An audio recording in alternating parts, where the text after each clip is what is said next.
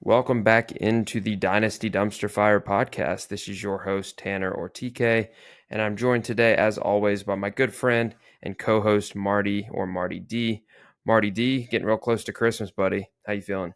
Great, man. Happy holidays, everyone. Can't believe it's around the corner. We got about 3 days this weekend, about 4 days next week before the Christmas hits. Yep, we're about some would say a week away, um, Yeah. and my house smells like Christmas cookies because my wife's been in there baking Christmas cookies for 2 hours. So after we get done here, I'm gonna go stuff my face. But so we're gonna do another trade show today because we like we said last week we're facing a couple of trade deadlines leading up to the playoffs in a couple of our mutual leagues that we're in. So we did last week one of our big leagues, and then our other big league, the one that Marty and I co-commish, is uh, the one that we're going to talk about today. So our trade deadline was just to kind of give some context here. Our trade deadline was this past week, leading into the playoffs, and the format is just kind of your standard 12-team Superflex PPR. Um, this one is 1.75 tight end premium. And again, both of us are members in the league and commissioner and co-commish. And as Marty put on the screen here, for anybody that's looking at it, all these trades were completed between weeks 11 and 13. So um, just like normal, I'll read the trade out loud. If you want to watch visuals of it, I'll have the visuals or screenshots of the trade up on our YouTube. So feel free to check that out and subscribe over there at Dynasty Dumpster Fire. But yeah, another trade show. And Marty, you ready to go, buddy? Let's rock and roll. All right, let's make it happen. So this first one, we had one team, just to kind of give a little bit of context and or a little bit of background here. Both of these teams were, I believe, trying to make a late season playoff push. I think they were fringe teams, if I'm correct, right? Yeah. Yep. Um, and we had one team that received Audric Estime. I guess this was when Sean he was getting a little bit of hype, but I don't know. Maybe in the beginning It that was the week after his 8 carries for whatever yards. okay. So everybody thought he was the new guy. Yeah. So Audric Estime in a first. I don't know where that first ended up.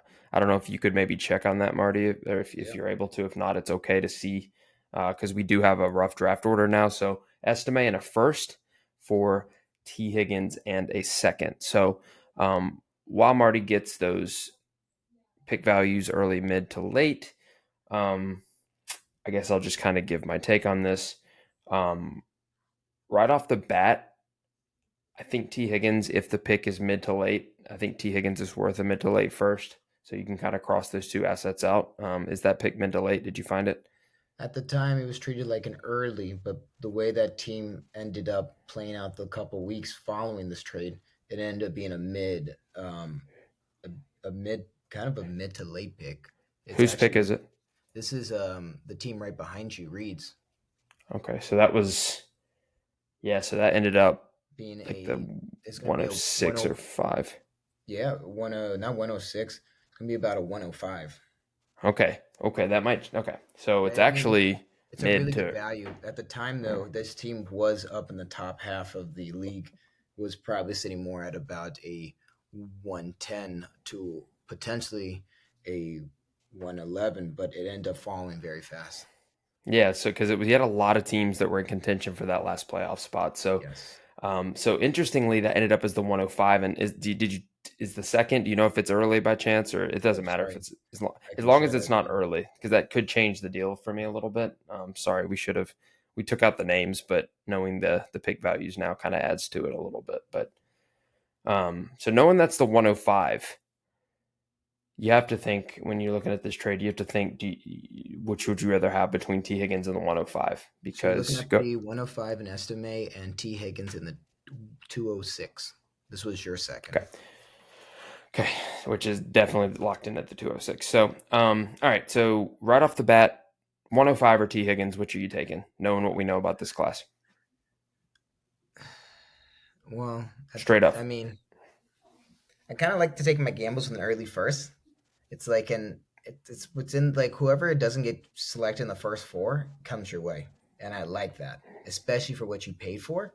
I would go with the estimate side just because of the potential upside. Now, T Higgins, if he doesn't, if he leaves the Bengals and goes to a team, any team, his value will fluctuate. Depending on where he goes, will benefit you, but there's no guarantee. I prefer the 105 because I feel like you have more control over that than you do with T Higgins' trade destination coming this postseason. Yeah, so T. Higgins, wide receiver 34 in the season, averaging just over 16 and just around 17 points per game in this format. Just trying to check in the stats here. He has missed quite a few Lot. games this season, as usual. That's his big thing. So he's missed he's missed 5 games in the bye this season. So, um, yeah, I think I'm taking the 105 over T. Higgins too. If that's a late pick, give me T. Higgins, but I'm taking the Mm-hmm. 105 over T. Higgins. However, I'm also very clearly taking a mid two over Audric Estime. So you kind of have to pick which one of those values, T. Higgins in the first or Estime in the second, which of those are further off. And for me, um, this is actually a really tough one. But just to kind of give my final perspective here, I'm going to take. I'm gonna take the I'm gonna take T Higgins in the second, only Okay. because I do believe you'll be able to sell T Higgins for you'll be able to get back a first if you want to this offseason, whether he resigns or That's accepts true. a new team offer. And you, I agree. where do you I lie on agree this with one? that. I mean, the only concern I have with Estime is after this Week 10 purchase, because this was done in Week 11, his carries definitely decreased tremendously by 50% and further. But I do like the potential upside you're gambling with. I mean, the only other player that potentially would be there next season with the Broncos is McGoughlin. But anyways, do like As, your analysis of Higgins' value, though. as long as but also they could very easily draft somebody. I mean, Estimate I think True. was what, a fifth round pick. So yeah, Yep. I'm taking the 105 is intriguing, and that makes this a little better for Reeds. If that pick would have ended up late, this would have been an awful trade for him. Oh, Or this would have been an 100%. awful trade for the other side. But Yeah, and for but the keep in mind, just so you know, Reed's collected T. Higgins in the 206. yes, The that's what I other meant to say. team, So, yeah, yeah, this would have been an the other awful team trade collected. for sure. So what I meant is the player getting rid of or getting Estimate in the first would have lost big time. Whereas it's the 105, I think it's a little closer. So, but I don't know if you saw Joe Burrow's comments before we move on that he's very sure that T Higgins is going to resign for what that's worth. I don't know. I didn't see I don't that. know. When was that Yeah, released today? that was this week. I think he said he has no concerns about T Higgins leaving. I forgot the exact verbiage, but it was something along the lines of he feels pretty confident they're going to get him back. So we'll Okay. see. But for what that's worth. But moving on to trade number two, which was made a week later in week 12, we have two teams. Team one receiving Michael Pittman, Kyle Pitts, and a 25 second. Again, might have to look up the values on the picks on this one Yeah, just yeah. to make So, this have a little more just for the people context. watching, the team one was in on the fringe of making the playoffs before they had a bit of a decline following a bunch of injuries on their team, and the other team was in a rebuild, which was team two, and that was them receiving Cooper and Fryer moving the first. The first that the rebuild team acquired that was of late, it was the two with the 112, mine. Hmm. And then the second was also mine, which is a 212. As of now, we don't know if it'll be the 212, but it is guaranteed to be the 109 or later. Could be the could be the 9, 10, 11, or 12. It's most likely the 11 or 12 based on what we've seen so far. So, so those are both your picks. So Pittman, Kyle Pitts, a late second. Apologies for Cooper. stating. Oh, For he's just correcting confident he's you. going to win the whole league. Everybody, you guys just heard it just now. Cooper, Firemuth, and a late first. Give me your thoughts. Which side? Well, I mean, initially when I saw the trade, I was kind of concerned with, collecting Amari Cooper with his age and seeing what we've seen since week 12. It's not been nothing of excellence. I mean, he's caught some touchdowns, but he's very touchdown dependent. I mean, last week he put up a dud. I mean, he got A donut. nothing. He I got didn't even know nothing that. against Detroit. I mean, it was like a high scoring offense, but it was all the running backs collecting the balls. So it's kind of concerning because he goes cold one week, hot the other, cold the week following. So to me, it's nothing of value. Now, Fryer with this injury to George Pickens, I do like. I do like what's going on in the Steelers. I'm kind of a fan of it. I mean, since he's been the main target, he's been averaging about 15 points, 13 points or higher in our league format, which is nice. But unfortunately, this team is in a rebuild. So looking at him down the road, I see him holding his job into the new year. I don't think Darnell Washington has done anything to really take that away from him. So I like it. And just getting a first, even though it's a late first, you can collect anybody who's going to go, anybody who you think of value before they go to the second rounds. So I do like being that bumper between the two different rounds, at least. What do you say?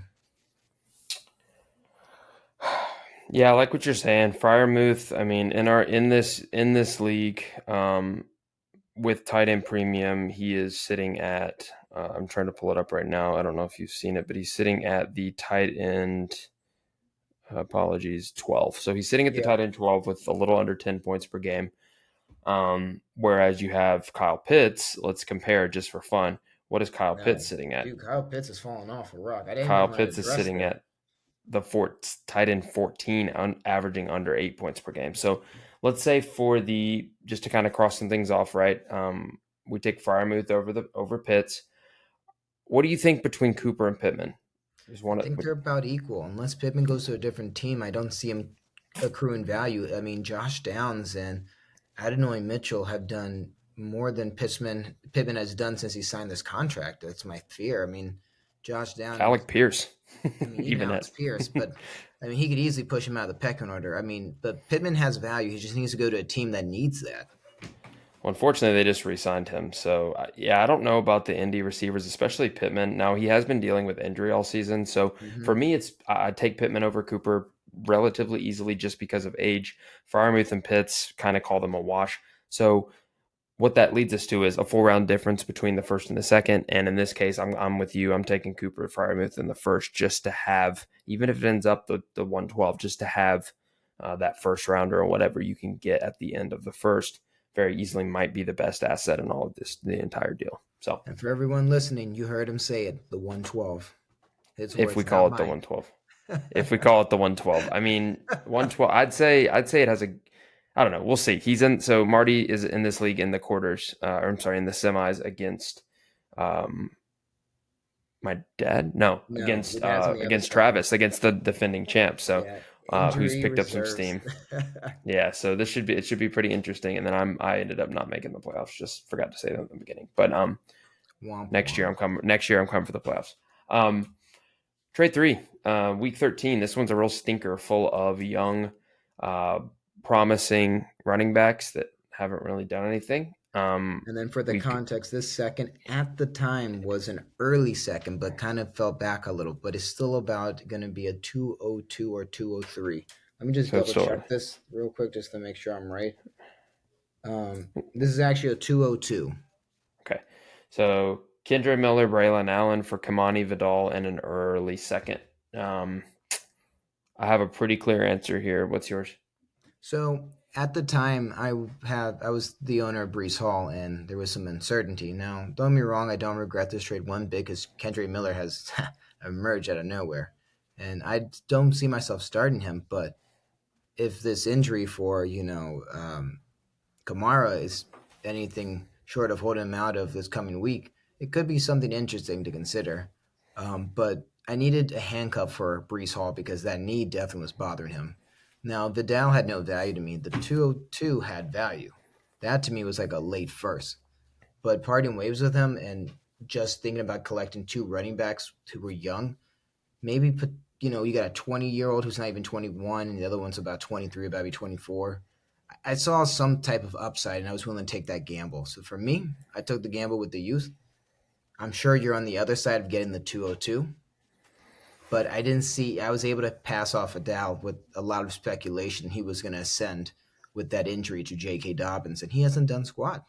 It's all been Gus Edwards. Yeah, so I actually forgot this was your trade, but until I just saw the Braylon Allen. Now, in the context of the trade itself, with everybody assuming Braylon Allen is the clear workhorse handcuff at the time for Brees Hall, who you had who was set to not play. I do get the move. It made sense to me.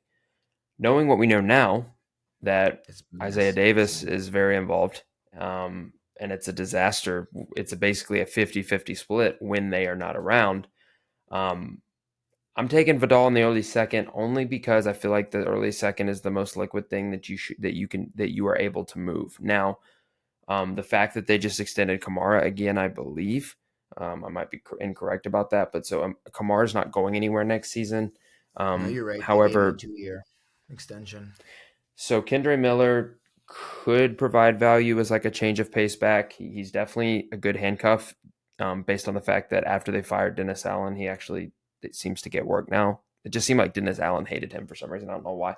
Um, but yeah, I get why it was made. It's not egregious. It's pretty close for me personally. Knowing what we know now, 3 weeks later or 2 weeks later, I'm just taking the second and the upside running back with Vidal. Although I do agree with what you're saying, Vidal doesn't seem like he is going to be anything. So,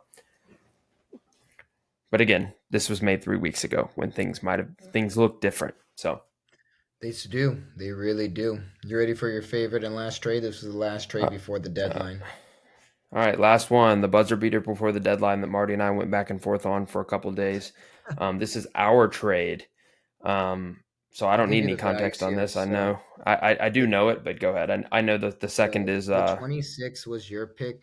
The 20, both of so them were your picks. The 25 fourth was 401, and then the 2025 second. I need to double check that one it's actually. late. I'm pretty sure it's late. I'm pretty It sure it's is, but that is Travis's a that's Travis's. That makes it a 208. ish. Yeah, 208 to Actually, 212 it's somewhere in there too. 209. Whatever. Do my math wrong. Yeah. 209. Yeah. So team one, which was Marty, so he received Kenneth Walker and Charbonnet, so the Seahawks duo. And team two, which is me, received Chase Brown, my 26 first and second back, which was really the linchpin of this deal. I really wanted those picks back, seeing as that um, I don't like not having my first unless I'm heavily competing, and I didn't even make the playoffs this year, so I thought I wanted that back. And then the second, or at least, so let me repeat myself. So Chase Brown, 26 first, 26 second, a 25 fourth, and a 25 second for Kenneth Walker and Charbonnet is the trade. I do know it says week 13 on here. Um, it was Towards week the end of it 14, but all. that's okay. It was week 14 because our trade deadline was a week later, but that's okay. So this was last week before last week. Um, Regardless. So your thought process. Tell me what you like so much about Kenneth Walker and Charbonnet before I give you my take on this. I wanted security, so my fear was if Chase Brown goes down, I really did not know who was going to take the ball. I also wasn't sure what the Bengals' approach was coming after week 15 and 16, especially since they were most likely going to miss the playoffs. And if they miss the playoffs, are they going to let Chase Brown run himself to the ground, or what were they going to do? Now, Chase Brown also doesn't get paid a lot of money. That being said, you have to understand the realistic scope. He's proven his value, he knows what he's worth. Will he play or will he, you know, protest and sit out to go get a team that's going to sign him because he is still on his rookie deal, right? So he's going to finish through it up with his rookie deal. He's going to negotiate.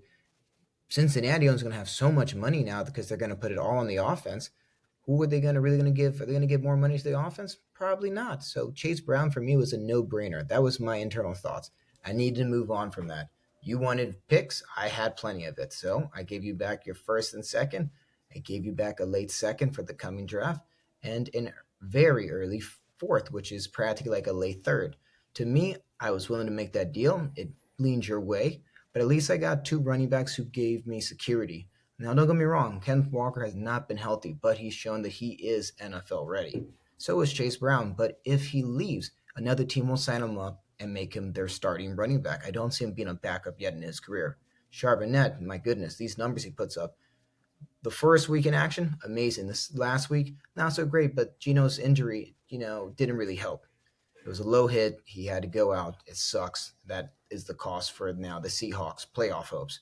Now I'm in that same pickle now. Since they're out of the playoffs, that kind of messes me up. But I'm hoping that Charbonnet gets playtime because why are they gonna rush Kenneth Walker back in? And if there's no 50-50 split, at least I know I have a second running back to start for my playoff endeavors. So It that's was my so rationale. to get. I was hard giving them up because I do like Kenneth Walker and Charbonnet as a pair. They're both young. They both have good draft capital. They are very clear. So what I'm noticing this season is it's very clear that when Kenneth Walker goes up, Charbonnet is great. Kenneth Walker started off really hot, but the thing that I noticed, and again, and this kind of comes with his, so he's very secure because of his draft capital, which helps. But he was heavily reliant on touchdowns in the beginning of the season, from what I was seeing.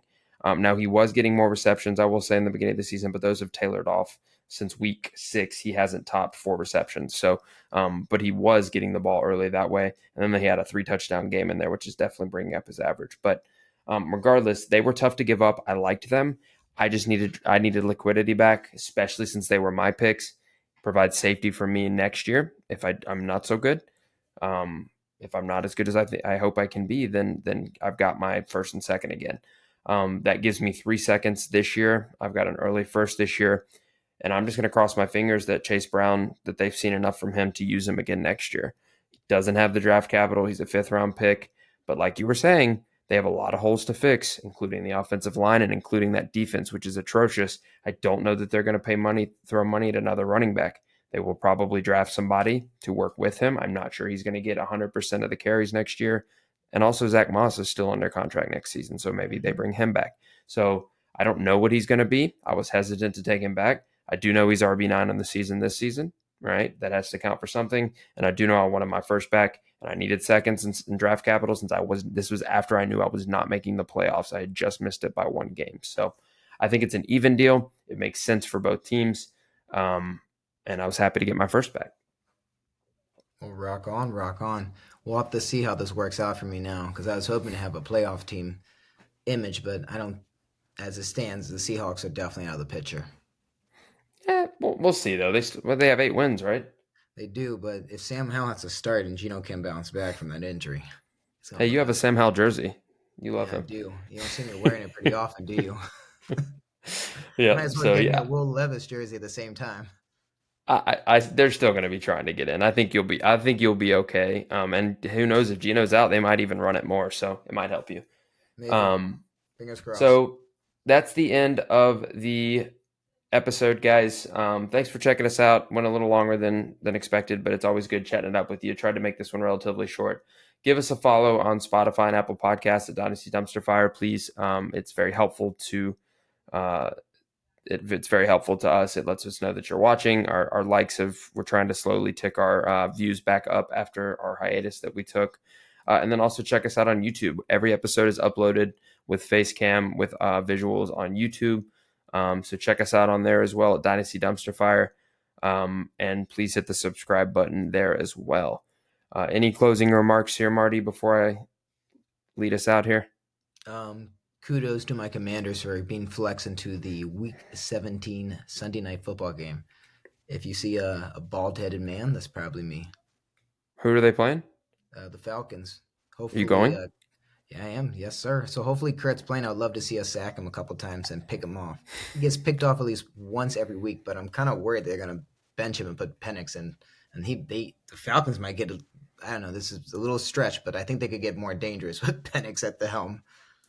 Yeah, and that might preview what we're going to talk about next week. We're going to do buy sell next episode. So, uh, shameless plug or shameless preview. Penix might be on that show, but yeah, it was good chatting with you, Marty. Good luck in your playoff matchups this week, and hopefully in our common redraft league, maybe we can meet in the finals next week. I appreciate it. Any closing remarks on your end before we sign off? I think that's it, buddy. Thanks again, guys, for checking us out. And as always, this has been the Dynasty Dumpster Fire podcast. Peace out.